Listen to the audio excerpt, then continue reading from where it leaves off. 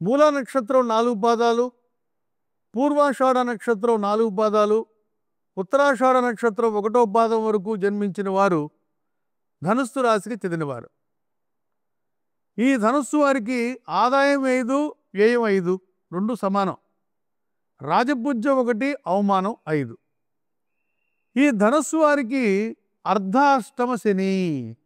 ఈ సంవత్సరం నుంచి 4వ స్థానంలోకి శని ప్రవేశిస్తున్నాడు. 2.5 సంవత్సరాలు అక్కడ ఉంటాడు. శని ఎక్కువ కాలం ఉంటాడు ఒక రాశిలో. శనైశ్వరుడు అంటే నెమ్మదిగా సంచరించేవాడు అని అర్థం. అందువలన 4వ స్థానంలోకి శని వస్తున్నాడు. 4వ స్థానంలోకి శని వస్తే ఏం జరుగుతుంది? 4వ స్థానం సుఖాన్ని గురించి చెప్పేది. కాబట్టి సుఖం తక్కువ, కష్టపడతారు, ఫలితం ఉండదు. వాహనాలు నడిపేటప్పుడు జాగ్రత్తగా ఉండాలి. 4వ స్థానం వాహనం గురించి చెప్తుంది. ఇంటి వాతావరణం కూడా బాగోదు, మనశ్శాంతి ఉండదు. కుటుంబ సభ్యుల్లో ఎవరో ఒకరికి అనారోగ్యం కానీ, ఉద్యోగం లేకపోవటం కానీ, బాధలు పడటం కానీ, పెళ్లి చేసిన తర్వాత ఇబ్బందులు కానీ, ఏదో ఒక సమస్య వెంటాడుతుంది ఈ అర్ధాష్టమ శని వలన ధనుస్సు వారికి. 4వ స్థానం తల్లిని గురించి చెప్పేది.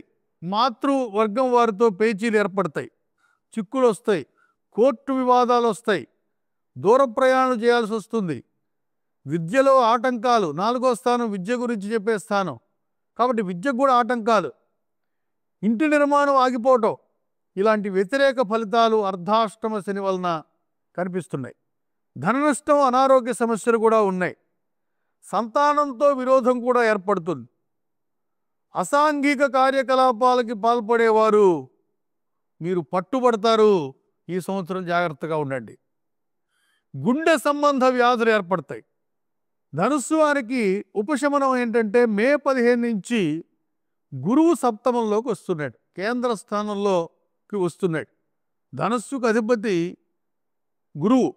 యో భావ స్వామి దృష్టో యుతోవా సౌమ్యం వా స్యాత్ తస్యాభివృద్ధి.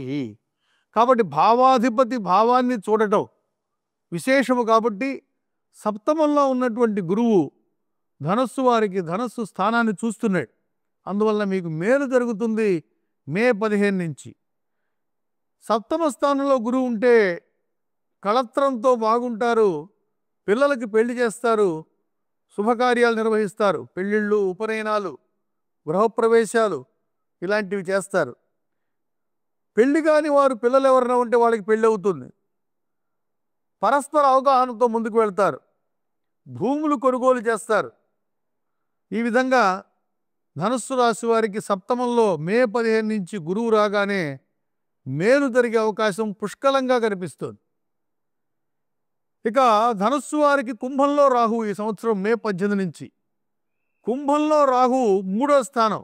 3వ స్థానం సోదరుల గురించి చెప్తుంది, పరాక్రమం గురించి చెప్తుంది. 3వ స్థానం అంటే సోదరులతో వివాదాలు ఏర్పడతాయి.